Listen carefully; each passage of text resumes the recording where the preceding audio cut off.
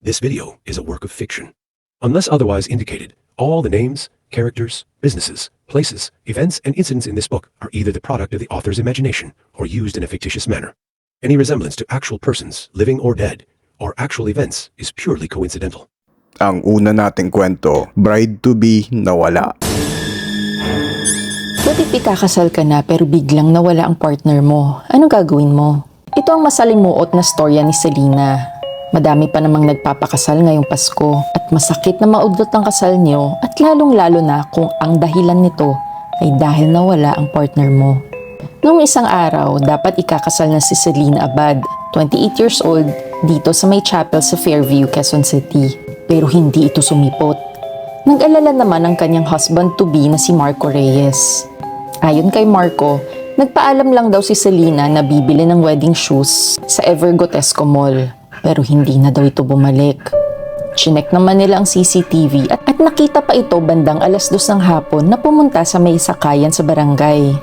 Ito na ang huling litrato na nakunan si Selena. Isa itong palaisipan para sa mga pulis at sa pamilya ng biktima. Hindi naman daw nag-away ang dalawa at 15 years na silang nagsasama. Wala rin nakitang anggulong third party ang mga pulis. Dito naman sa barangay, madaming chismis tungkol kay Selena. Baka daw sumama ito sa ibang lalaki o nagkaroon ng cold feet at ayaw ng pakasalan si Marco. Dagdag pa raw ng iba, baka daw na in love sa isang engkanto at nagtanan sila. Kahit ganito, ayon sa mga pulis, hindi sila nawawala ng pag-asa. Pahayag ni Police Inspector Darwin Mendoza. Isa itong misteryo para sa kanila, pero nung nalaman nila na iniwan ng biktima ang kanyang cellphone para i-charge sa bahay bago umalis, dito na sila nagkaroon ng hinala. Sino ba naman ang nag-iiwan na ng cellphone ngayon? Nagkaroon ng forensic investigation sa cellphone ng biktima at kalaunan naungkat na rin nila ang sikreto. Ayon sa mga nakuha nilang information sa cellphone ni Selena, isa pala itong scammer. Marami na daw pala itong partner si Selena at tuwing ikakasal, tinatakbo niya ang pera at bigla na lang nawawala. Na-report na rin daw ito kay Tulfo dati pero nakatakas pa rin ito. Tinanong din nila si Marco tungkol rito. Ayaw itong aminin ni Marco dahil nahihiya siya pero alam niya daw ang history ni Selena na pagiging scammer. Nagulat naman ang lahat sa revelasyong ito. Gusto na sana itong ilabas sa press ni Police Inspector Mendoza. Ngunit mas nagulat ang lahat nang inaresto ni Police Inspector si Marco at pinusasan ito.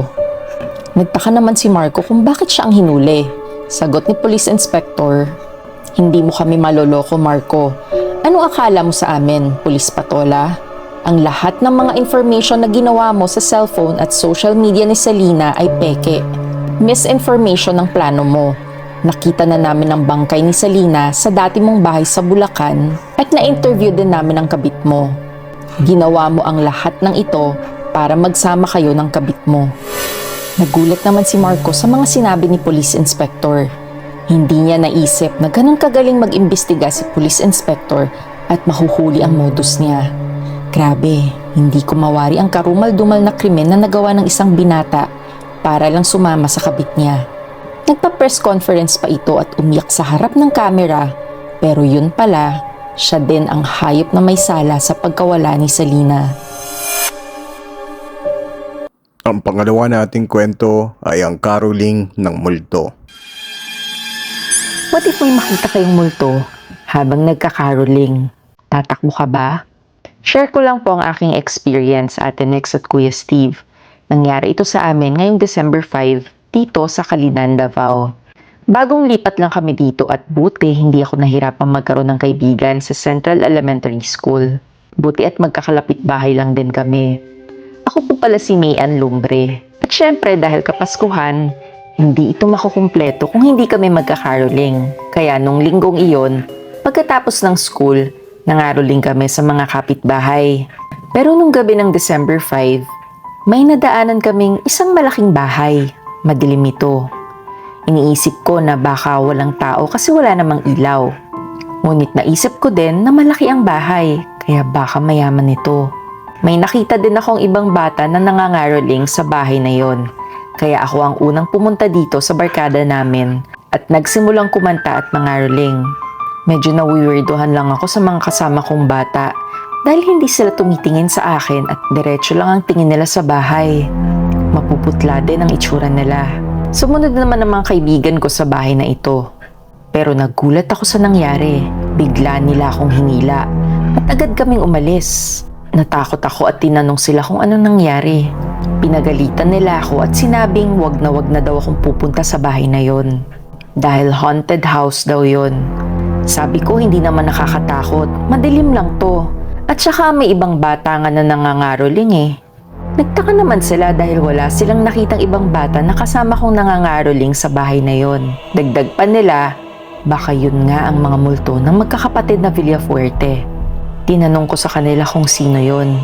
Kwento nila, kaya daw naging haunted house yon noong December 20, 2019. Nangaroling daw ang magkakapatid na Villafuerte sa bahay na yan na pagmamay-ari ng matandang si Mr. Monteverde. Masungit daw ang matandang yon. Hinabol niya ng stick ang mga bata. Sa pagmamadaling makaalis, biglang tumawid sa kalsada ang tatlong bata. At ayun, nabangga sila ng truck. Sa kasamaang palad, namatay ang tatlong magkakapatid.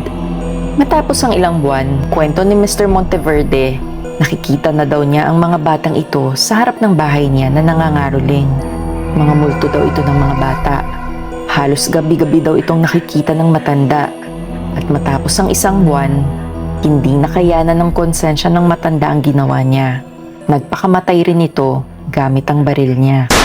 Kaya ever since, wala nang dumadaan sa bahay na yan.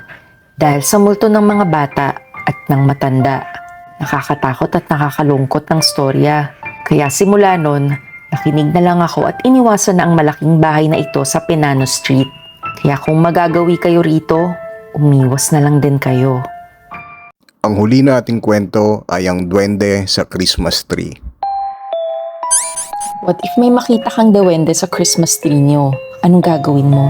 Ito ang kakaibang experience ko last week at Tinex at Kuya Steve. Ako nga po pala si Kian De Leon, taga Santa Maria, Laguna, grade 7. Nagsimula po ang lahat noong December 10. Maliit lang ang aming barangay at nagkakagulo sila sa labas. Nawawala daw ang mga cellphone ng aming kapitbahay na si Manang Riza at Ate Cheska. Dumating din ang mga pulis para imbestigahan ito.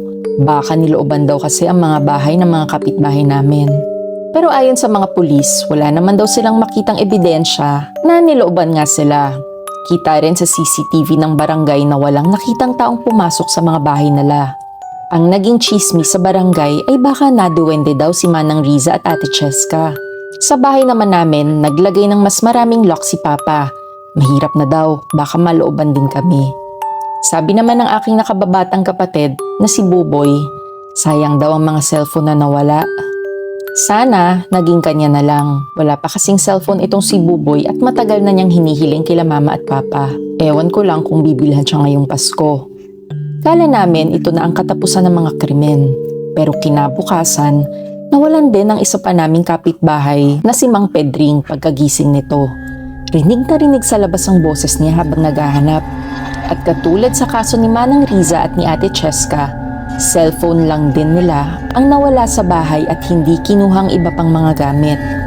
Wala ring suspect at wala ring nakita sa CCTV. Sabi ng mga pulis, magaling daw ang magnanakaw na ito at talagang cellphone lang ang tinira ng kawatan. Kinahapunan, may naitabi naman akong ipon kaya ako na lang bumili ng mumurahing cellphone para kay Buboy. Tiyak akong masusurprise ito sa Pasko sa regalo ko. Inilagay ko ito sa ilalim ng Christmas tree pag uwi ko. Pero nagulat ako at nakitang parang may gumagalaw sa Christmas tree. May hayop pa sa loob nito. Wala naman kaming aso o pusa. Kaya natakot ako at baka mamaya daga pala ito. Pero kalaunan, nagkaroon ako ng lakas ng loob para tingnan kung ano ang nasa loob ng Christmas tree. At nagulat ako sa nakita ko. Merong 3 cellphone na nakapatay at hawak-hawak ito ng isang maliit na tao. Duwende ba ito? Bigla namang nawala ang duwende matapos ko siyang makita. Ang pinagtataka ko, bakit may 3 cellphone sa likod ng Christmas tree? Binuksan ko ang mga cellphones at dito ko na napag-alaman na ito ang mga cellphones na nawawala. Kina Manang Riza, Ate Cheska at Mang Pedring. Naguluhan ako sa pangyayari pero bigla akong naisip si Buboy. Mahilig kasi itong maglaro sa likod ng bahay. Tinawag ko siya at tinanong kung may kaibigan ba siyang duwende. Inamin naman niya ito sa akin. Hinihiling niya daw sa duwende na sana magkaroon siya ng cellphone. At hindi niya inakala na bibigyan nga siya nito. Pinagsabihan ko naman ito na hindi dapat nakikipagkaibigan sa mga duwende. At reregaluhan ko naman siya ng cellphone pero sa Pasko niya pa ito mabubuksan. Kaya na-excite si Buboy. Pagka-uwi ni Mama at Papa, kunento ko sa kanila ang nangyari. Kinuha naman nila ang cellphone at binalik sa aming mga kapitbahay. Pinaalahanan naman namin si Buboy na maging maingat sa mga hinihiling niya sa mga malignong ito. Dahil hindi mo alam, baka totohanin nila ang gusto mo.